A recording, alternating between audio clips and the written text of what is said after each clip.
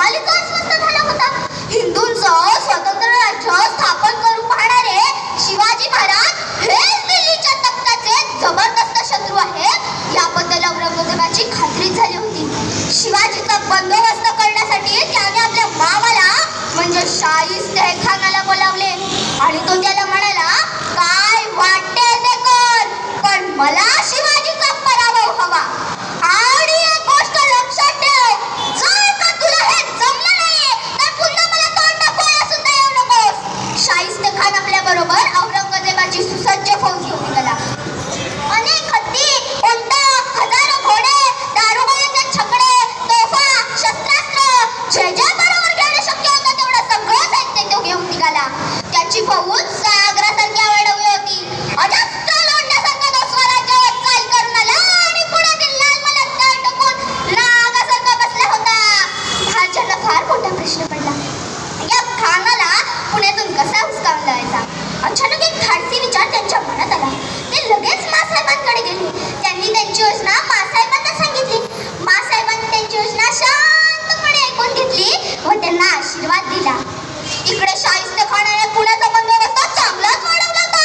वेशीच्या आत येणाऱ्या जाणाऱ्यांची कसून चौकशी केली जात असे. महाराजांनी आपल्या मावळ्यांसह एक योजना आखली व त्यानुसार लालमहालावर चाल केली. महाराजांना लालमहालाची कडानकडा माहिती होती. अहो, सगळं बालपणच तिथं गेलं होतं ना. महाराजांनी खिडकीतून स्वयंपाकघरात प्रवेश केला. तिथे आचारी दुसऱ्या दिवशीच्या जेवणाची सोय करण्यात मग्न होता. महाराजांना बघताच तो गोंधळला. त्याला आरडाओरडा करण्याचा वेळ न देता त्याची गठडी वळण्यात आली. तेथून सर्वजण खानाच्या शय्यागृहात शिरले. खान आपल्या शय्यागृहात घोरत पडला होता. आपल्या खोलीत प्रत्यक्ष कोण बाहेर याची त्या बिचाऱ्याला कल्पना सुद्धा नव्हती. इतक्यात खाली आरडाओरडा ऐकू आला.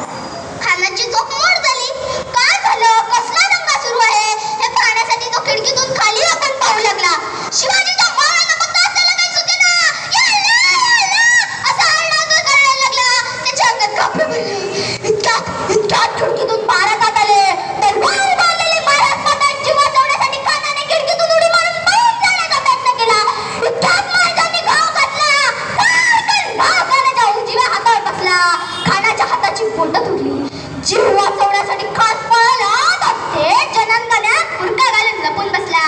बुरक्यातून आवाज आला, अंबर रे तुझे. महाराजांनी विचारलं, कौन है? जी एक खान साहब की बड़ी बेगम. बुरख्यातून आवाज आला. महाराज जागच्या जागी थांबले, कारण आवाज तर मर्दानी वाटत होता. महाराजांनी नीट समोर पाहिलं तर बेगमांच्या भोग्यात शाहिस्ते खान थरथर कापत उभा होता. त्याचा थरथरणं काय केला सामनेना. महाराजांनी करडा स्वरात त्याला ठणकावलं, शिवाजी शिवाजी म्हणता तो मीच. आज तुझ्यावर दया करतोय. पुन्हा गाठ पडली तर छाटून टाकेन. जिभेवर असेल तर पुढं सोडून निघून जा. आत्ताच्या आता निघून जा. खान आपल्या जीवातून पळून गेला.